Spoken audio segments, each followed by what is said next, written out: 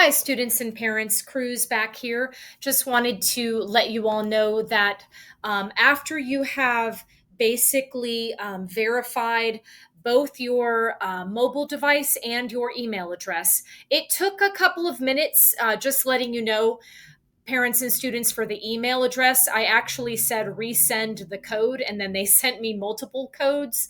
So just give it a minute for the email address. It On the phone, it was very quick. In email, it took 2 or 3 minutes before I received a confirmation from the U.S. Department of Education. Then, when I did that, though, they provided what was called a backup code, and I had to check mark, basically saying I have stored the backup code somewhere safe.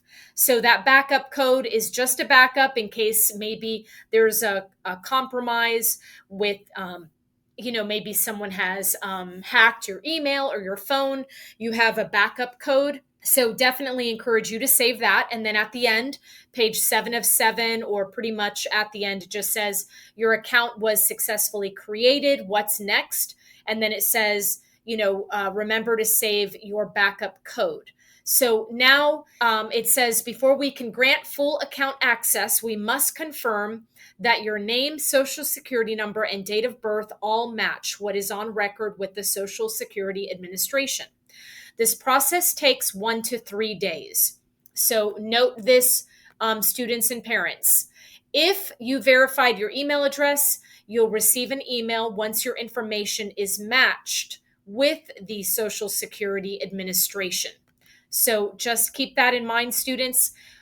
I wanted to go ahead and start the FAFSA, but apparently I cannot. I must wait 1 to 3 days.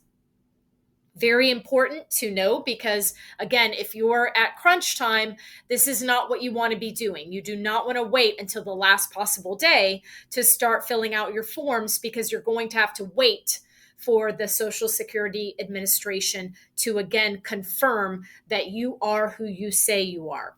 Then it says you can still use your account while your information is being verified with the SSA. Then down below, it says, remember to save your backup code.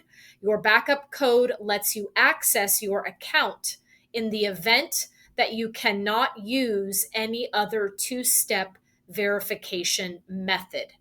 So again, that backup code is super important. Please make sure you store that in a safe location. And again, parents and students, I hope that these videos will be helpful to you and your student, and for you students if you're doing this on your own, and that you feel like someone's with you every step of the way.